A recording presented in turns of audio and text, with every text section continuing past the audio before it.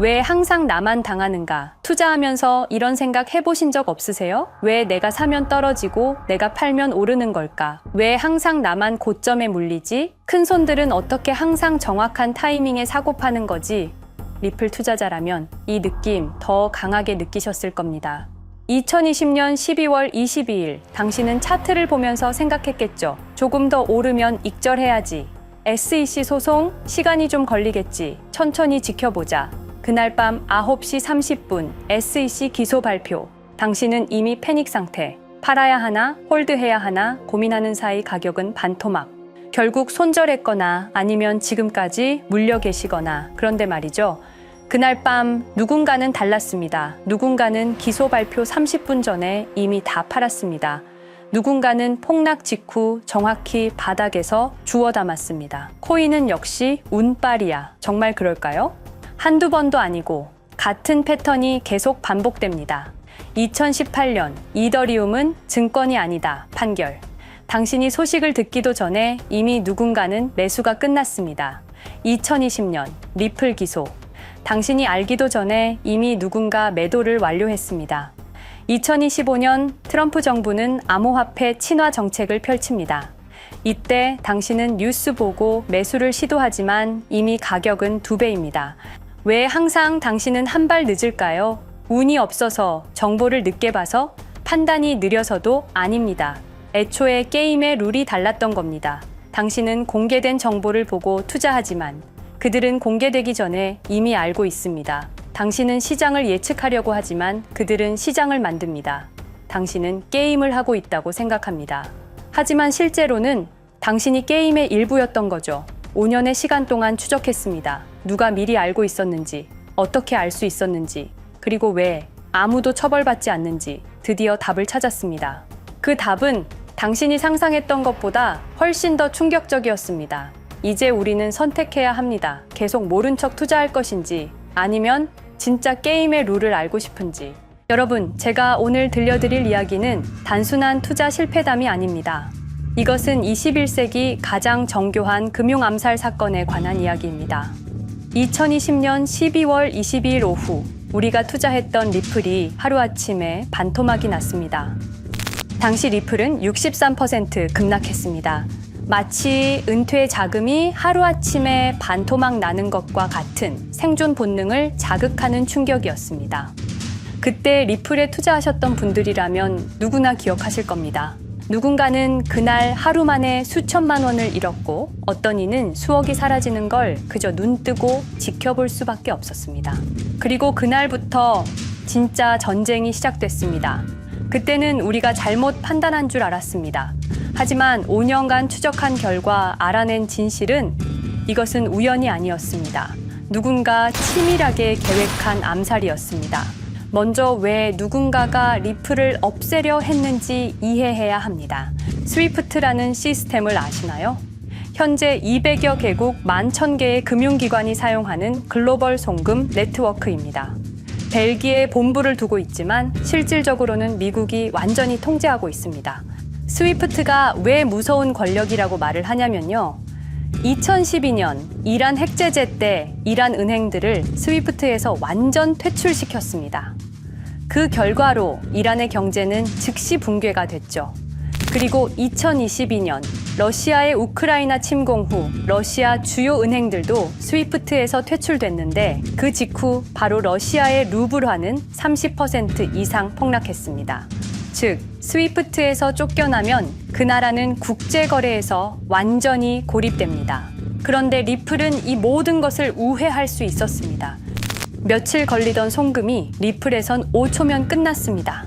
기존엔 몇만 원씩 들던 수수료가 1원도 안 들었습니다. 거기다가 중개은행까지 불필요했습니다. 그리하여 2017년 리플의 위력이 증명되었습니다. 일본 SBI 그룹, 뱅크 오브 아메리카, 산탄데르 은행 등 200개 이상 금융기관이 리플 파트너십을 검토했습니다. 연간 200조 원 규모의 국제 송금 시장에서 리플이 스위프트를 완전히 대체할 수 있다는 것이 증명된 순간, 바로 이때 누군가에게는 생존 위기가 된 것입니다. 리플은 단순한 암호화폐가 아니었습니다. 리플은 미국이 전 세계를 통제하는 금융무기인 스위프트에 대한 직접적인 도전이었습니다. 스위프트는 돈의 흐름을 틀어쥔 지배의 손길이었습니다. 핵보다 강한 권력, 바로 통화망입니다. 리플 사건을 파헤치다 보니 소름 끼치는 단서들이 발견되기 시작했습니다.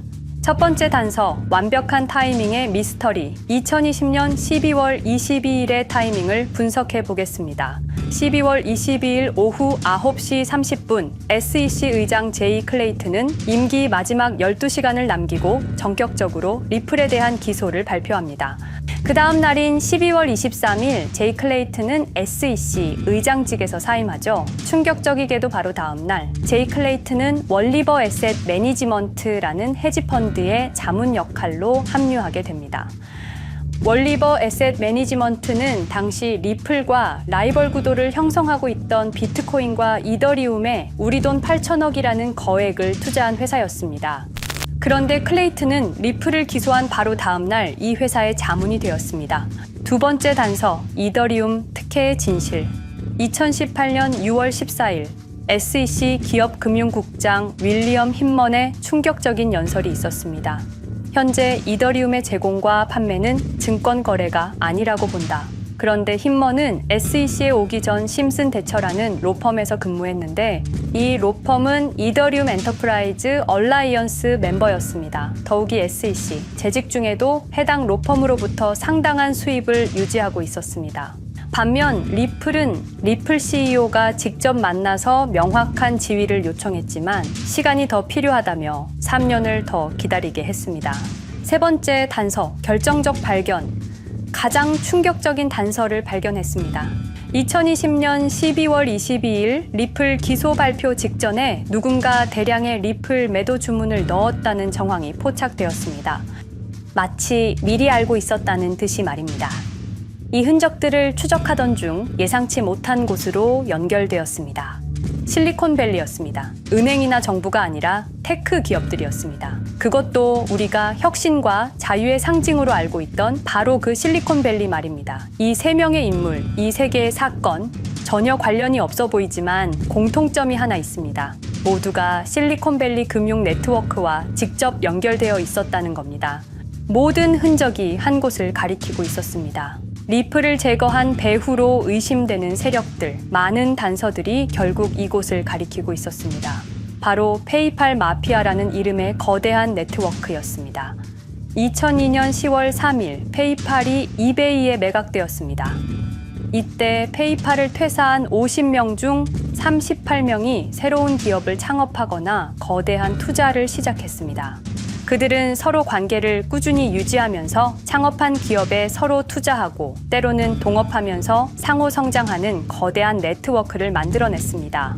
2025년 현재는 우리나라의 GDP보다 큰 규모의 자산을 움직이는 네트워크가 되었습니다.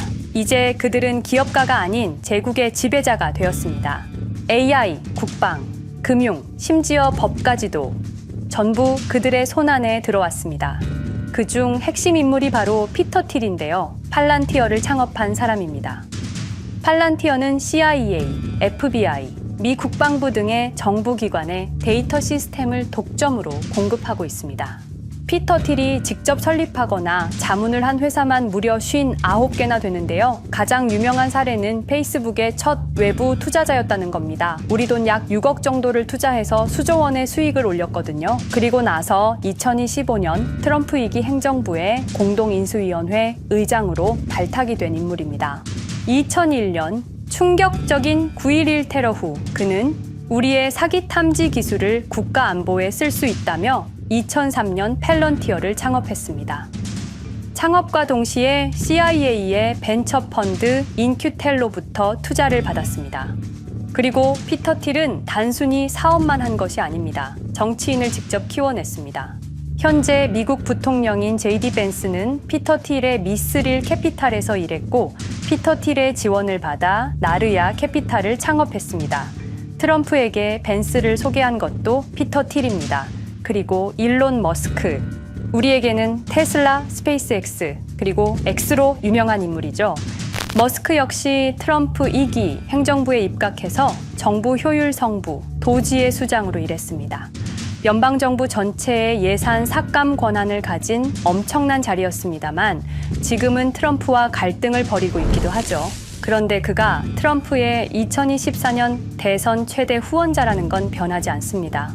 무려 2억 9,148만 달러, 우리 돈으로 약 4,300억 원을 기부했는데요. 머스크는 그때부터 기술과 권력을 통합하려는 제국 건설에 나섰습니다. AI, 화성, 인터넷, 금융. 이제는 인류의 생각 그 자체까지 장악하려 하고 있습니다. 머스크는 원래 트럼프 지지자가 아니었습니다. 오히려 바이든을 지지했죠. 하지만 바이든 정부가 백악관 전기자동차 정상회담에서 GM과 포드는 초대하고 테슬라의 수장인 자신은 제외시키자 마음의 상처를 입은 머스크는 공화당 지지자로 돌아섰습니다. 그리고 머스크의 시장 조작 능력은 이미 입증되었습니다. 2021년 5월 환경 문제로 비트코인 결제 중단이라는 트윗 하나로 비트코인을 폭락시킨 후 뒤로는 더 싸게 매집했습니다. 그리고 데이비드 삭스, 현재 백악관 AI 및 암호화폐 차르로 있는 인물이죠. 모든 암호화폐 정책 최종 결정권을 가진 자리에도 페이팔 마피아가 장악한 겁니다. 마지막으로 제드 맥켈럽, 우리에게는 리플의 배신자로 알려진 인물인데요. 아시는 것처럼 리플 공동 창업자였지만 리플을 나와서 스텔라루멘을 출시한 사람입니다. 2013년 리플 퇴사 후 90억 개의 리플을 보유한 상태로 갈등을 벌이다가 결국 2022년 7월까지 리플을 완전 매도해서 4조 2천억의 천문학적인 수익을 올렸습니다. 자, 그런데 여기서 기묘한 커넥션이 나오는데요. 2025년 6월 페이팔의 페이팔 USD가 스텔라루멘 체인으로 이전을 발표합니다. 그리고 SEC 의장 제이 클레이튼도 이들과 연결되어 있었습니다. 클레이튼이 리플 기소 후 바로 합류한 월리버 에셋 매니지먼트는 페이팔 마피아들이 투자한 회사였고 원래는 비트코인, 이더리움에 8천억 정도를 투자했다고 알려져 있었지만 올해 초 내부 기밀 문서가 유출되는 사건이 발생합니다. 그 문서에는 스텔라루멘에 700억 가량 투자했다는 사실과 피터 틸의 팔란티어 주식 1조 6천억 원어치, 그리고 페이팔 USD에 대한 투자 내용도 있었습니다. 더욱 충격적인 건 리플 경쟁사들의 집중적인 투자를 이어오고 있었다는 겁니다. 이제 모든 퍼즐이 맞춰지는 느낌이죠. 페이팔 마피아의 리플 제거 작전을 시간 순으로 정리해보자면 1단계, 내부 침투. 제드 맥켈럽이 리플 공동 창업자로 참여해 핵심 기술을 습득한 후 2013년 의도적 갈등 조성 후 퇴사. 90억 개의 리플을 보유한 채 시한폭탄을 설치했습니다. 2단계, 정부 인프라 구축. 피터 틸의 팰런티어가 2003년 CIA 벤처펀드 투자로 창업 후 2020년까지 주요 정부기관 핵심 시스템을 장악했습니다. 3단계, 경쟁사 특혜 공작. 윌리엄 힌먼을 통해 2018년 6월 이더리움은 증권이 아니다 발언을 이끌어내면서 리플을 3년간 의도적으로 지연시켰습니다. 4단계, 마지막 일격. 제이 클레이튼이 임기 마지막 12시간 전에 리플을 기소한 후 다음 날 사임, 바로 그 다음 날 리플 경쟁사에 투자하는 회사의 자문으로 합류했습니다. 5단계, 대체제 준비. 2023년 8월 페이팔 USD 스테이블 코인을 출시하고 2025년 6월 제드의 스텔라 블록체인으로 확장을 발표했습니다. 제드의 리플 매도 자금이 스텔라 개발에 투입되었습니다. 6단계, 정치권 완전 장악. 데이비드 삭스가 모든 암호화폐 정책 최종 결정권을, 일론 머스크가 정부 예산 삭감 권한을, 피터 틸이 트럼프 인수위원회 공동의장직을 차지했습니다. 동시에 테크 기업들의 로비 활동도 급증했습니다. 메타는 2024년 역대 최고 금액인 2,443만 달러를 로비로 지출. 메타의 로비스트는 2016년 31명에서 2024년 65명으로 증가했는데요. 의원 8명당 로비스트 1명을 붙인 꼴입니다. 아마존은 의원 6명당 1명씩 담당 로비스트가 붙을 정도로 규모를 확대했고요. 7단계, 경쟁 세력 완전 제거. 데이비드 삭스가 백악관 정책 담당자로 취임한 지 2주 만에 리플이 지난 수년간 워싱턴에 배치해 놓은 주요 로비스트들이 하루아침에 모두 축출되었습니다. 공식적인 이유는 이해관계 충돌이었지만 실제로는 경쟁 세력 제거 작전이었습니다. 이로써 리플을 대변할 수 있는 마지막 정치적 통로마저 완전히 차단되었습니다. 페이팔 마피아의 계획은 리플 공격이 끝이 아니었습니다. 현재 새로운 타겟을 노리고 있습니다. 그리고 그 타겟은 단순한 암호화폐가 아닙니다. 그건 머스크조차 경계할 수밖에 없는 존재, 통제 불가능한 AI 코인이었습니다. 리플에 대한 공격이 성공한 것처럼 보이지만 그들이 아직 해결하지 못한 하나의 문제가 남아 있습니다. 한 AI 코인이 일론 머스크의 테슬라 AI와 XAI를 위협할 수 있는 기술력을 가지고 있다는 것입니다. 그래서 전략이 바뀌었습니다. 죽일 수 없으면 소유하자. 머스크가 이 코인을 경계하는 증거들이 몇 가지 있는데요. 지난 6개월간 머스크의 행동 변화가 포착되었습니다. XAI에 대한 급격한 추가 투자 발표가 이어졌고 테슬라 AI 개발 속도를 급격히 가속화시키고 있습니다. 그리고 특정 AI 기술에 대한 부정적 언급이 증가하고 있는데요. 이 AI 코인은 현재 진짜 AGI 구현이 가능한 탈중앙화 AI 네트워크를 구축하고 있고 초당 수십억 단위의 연산을 처리할 수 있는 진짜 분산형 뉴럴 네트워크 기반입니다. 수백만 개의 노드가 연결된 분산 뉴럴 네트워크, 테슬라도 메타도 이 기술만큼은 아직 구현하지 못했습니다. 현재 기술로는 단 하나뿐입니다.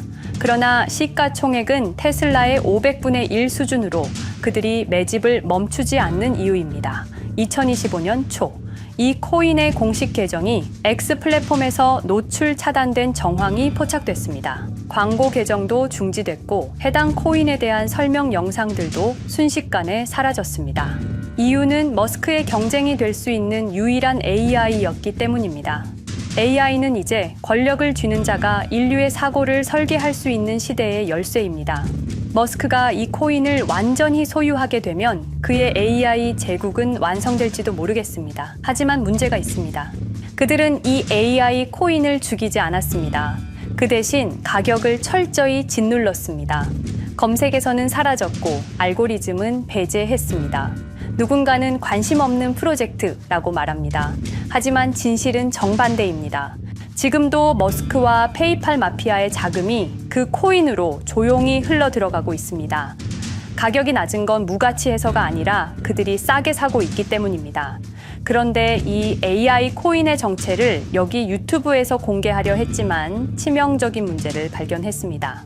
2005년 페이팔의 웹 디자이너와 개발자들이 동영상 공유 서비스를 만들었는데 그게 바로 지금 여러분이 보고 계시는 유튜브입니다. 체드 헐리, 스티브 첸, 자베드 카림, 유튜브 창립자들도 모두 페이팔 출신입니다. 게다가 일론 머스크는 현재 X를 소유하고 있습니다. 이러한 플랫폼들에서 그들의 AI 제국을 방해하는 정보를 공개하면 검열당할 위험이 있습니다. 그런데 제가 이 코인의 정체를 세상에 폭로한 게 이번이 처음이 아닙니다. 어떤 이유에선지 그 영상은 삭제되었고 이후 채널도 더는 운영할 수 없게 되었습니다. 커뮤니티 가이드라인을 위반한 적은 없었지만 불편한 진실이 다뤄질 때마다 이런 일이 반복됐습니다. 이건 단지 투자 종목 하나를 공유하는 문제가 아닙니다. 이건 우리가 감시와 통제에 맞서 싸울 수 있는 유일한 기회입니다. 영상의 댓글란에 저항이라고 두 글자를 남겨주시고 010-5528-2156 이 번호로 저항 두 글자만 문자로 보내주세요. 그럼 당신은 지금 머스크가 검열하고 페이팔 마피아가 조용히 매집 중인 그 AI 코인의 정체를 가장 먼저 알게 될 것입니다. 우리는 지금 역사의 분수령을 지나고 있습니다. 진정한 탈중앙화 금융이 실현될 뻔했지만 페이팔 마피아의 방해로 더 강력하고 교묘한 지배자들이 통제하는 세상이 오고 있습니다. 페이팔 마피아가 완성하려는 새로운 세계는 팔란티어를 통해 모든 거래를 실시간으로 감시하고 페이팔의 페이팔 USD를 통해 정부 마음대로 계좌를 동결시킬 수도 있고 차세대 스위프트를 통해 우리의 거래를 통제하고 AI 기술 독점을 통해 인류의 사고방식마저 장악하려는 겁니다. 하지만 완전히 포기하기엔 너무 이릅니다. 왜냐하면 진실을 아는 사람들이 늘어나고 있고 브릭스가 여기에 대한 대안을 만들고 있으며 리플의 기술적 우수성은 여전히 변하지 않았고 아직 머스크가 완전히 통제하지 못한 진짜 AI 혁명의 씨앗인 이 코인이 남아있기 때문입니다. 규제 환경이 바뀌고 진실이 밝혀지면 리플은 언제든 재평가받을 수 있습니다. 리플 홀더들이 당한 것은 개인 투자 실패가 아니었습니다. 이것은 21세기 금융 권력 투쟁에서 일어난 결정적 전투였습니다. 리플은 비록 일시적으로 억압받고 있지만 진정한 탈중앙화 기술은 결코 사라지지 않습니다. 하지만 이 전쟁은 아직 끝나지 않았습니다. 우리가 아무것도 하지 않으면 그들은 모든 것을 가져갈 겁니다. 머스크와 페이팔 마피아는 이 시대 최고의 지배자들입니다. 하지만 그들도 막지 못하는 단 하나가 있습니다. 바로 진실을 알아버린 개인들입니다. 우리는 지금 그들에 맞설 수 있는 거의 유일한 순간에 서 있습니다.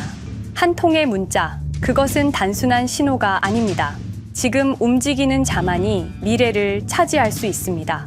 지금까지 이 긴 이야기를 들어주셔서 감사합니다.